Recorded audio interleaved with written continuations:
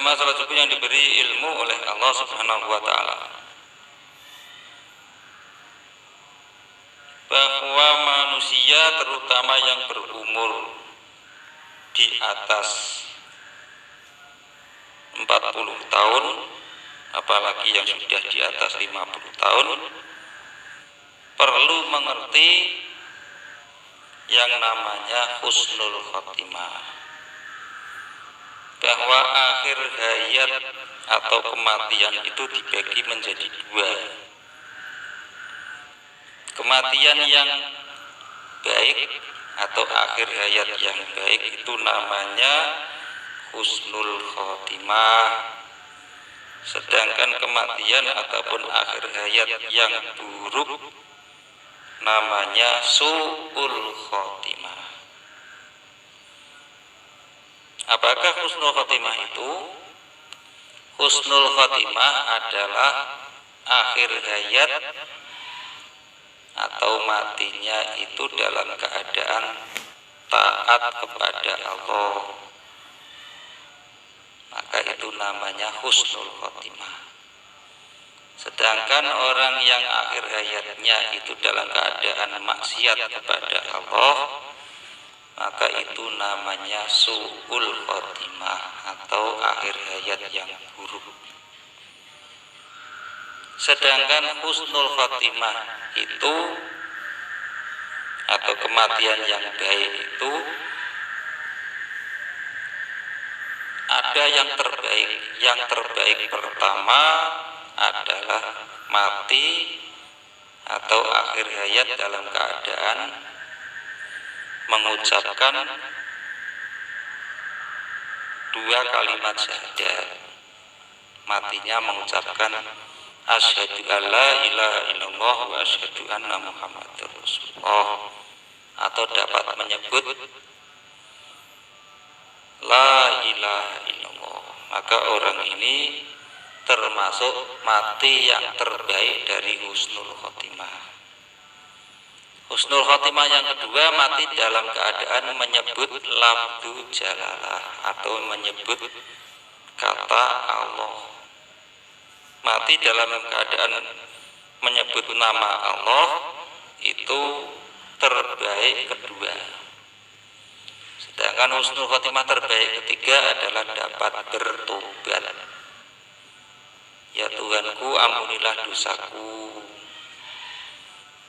maafkanlah dosa-dosaku. Robbi firli ini termasuk akhir hayat yang terbaik ketiga. Bagaimana kalau kita sholat? Sholat itu terbaik pertama karena menyebut la ilaha illallah atau syahadat pada waktu tahiyat. Asyhadu alla ilaha illallah wa asyhadu anna muhammadar rasulullah ketika tahiyat, maka itu terbaik pertama. Orang yang adzan juga menyebut syahadat, maka itu terbaik pertama. Kemudian orang yang tahlil, maka itu menyebut la ilaha illallah juga, maka terbaik pertama, tergolong pertama. Orang yang istighosah, la ilaha illallah ada dibaca pada istighosah, maka istighosah ataupun yang ada lafaz syahadat itu terbaik pertama. Kemudian orang yang mengucapkan subhanallah, alhamdulillah, Allahu akbar, atau ada lafaz Allah, maka itu termasuk terbaik kedua. Maka orang yang sholawat, ngaji, yang baca bismillah, maka itu termasuk terbaik kedua. Kemudian husnul khotimah yang terbaik ketiga adalah orang yang bertobat, seperti orang yang mengucapkan Rabbi firli wali walidayya warhamhuma kama rabbayani shaghira, karena minta ampun kepada Tuhan, tidak menyebut nama Allah tapi Tuhan. Wa'fu anni Rabbi firli, ini termasuk terbaik ketiga karena menyebut tobat atau mohon ampun kepada Tuhan, tetapi Allahnya tidak disebut. Kalau ucapan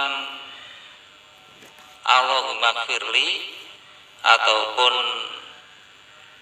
astagfirullah karena ada Allahnya, maka terbaik kedua. Adapun su'ul khotimah atau kematian yang buruk, yang terburuk pertama adalah orang yang kafir. Kafir itu tidak bertuhan atau tidak memiliki agama. Itu terburuk pertama, itu orang kafir. Contohnya adalah orang komunis PKI, orang yang tidak bertuhan. Terburuk kedua dari su'ul khotimah adalah orang yang musyrik, yang bertuhan tetapi selain Allah. Orang musyrik itu terburuk yang kedua, karena memiliki Tuhan tapi Tuhannya selain Allah. Itu terburuk yang kedua. Terburuk yang ketiga adalah orang yang mati dalam keadaan munafik, orang Islam tetapi hatinya kafir.